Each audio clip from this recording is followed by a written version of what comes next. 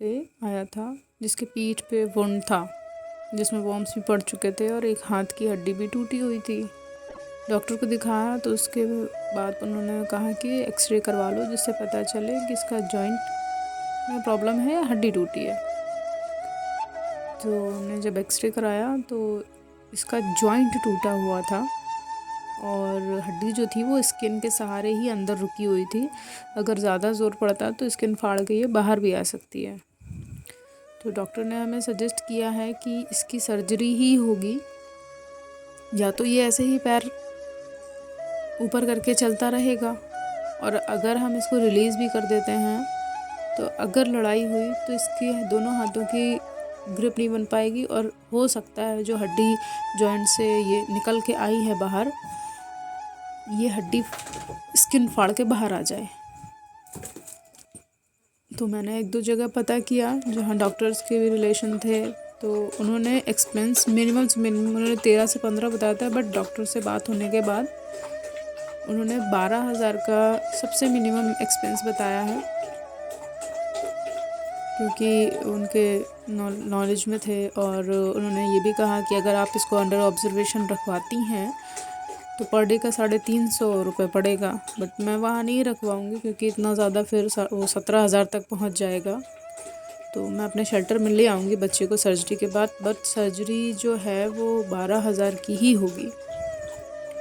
So please सबसे request है कि कल्लू के लिए छोटा सा अमाउंट ज़रूर डोनेट करें ताकि वो दोबारा अपने चारों पैरों पर दौड़ सके। प्लीज़ सपोर्ट करें कल्लू के लिए। ये बहुत सीधा और बहुत प्यारा बच्चा है, बस लाइफ ऐसी हो गई इसकी कि इतनी बुरी तरह इसकी हड्डी टूटी है कि मैं एक बार गवर्नमेंट हॉस्पिटल में भी इसको एक्सरे के लिए ले गई थी, तो उन्होंने पट्टी बांधी थी, तो उस पट्टी से इसको घाव हो गया था, क्योंकि हड्डी तो जुड़ने से रही, हड्डी तो जॉइंट से टूटी है ना, वैसे टूटी होती तो जुड़ जाती। अब इस तरह से टूटी हुई है तो वो नहीं जुड़ पाएगी।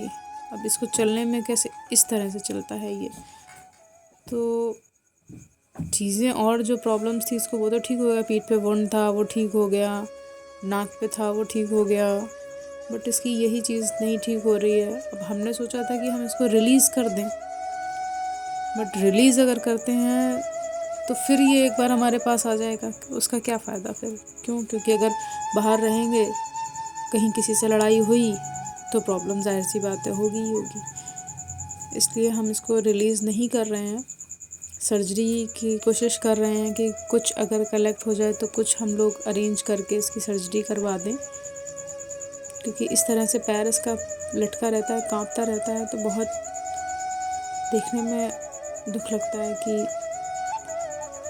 इतना दर्द वो अकेले झेल रहा है।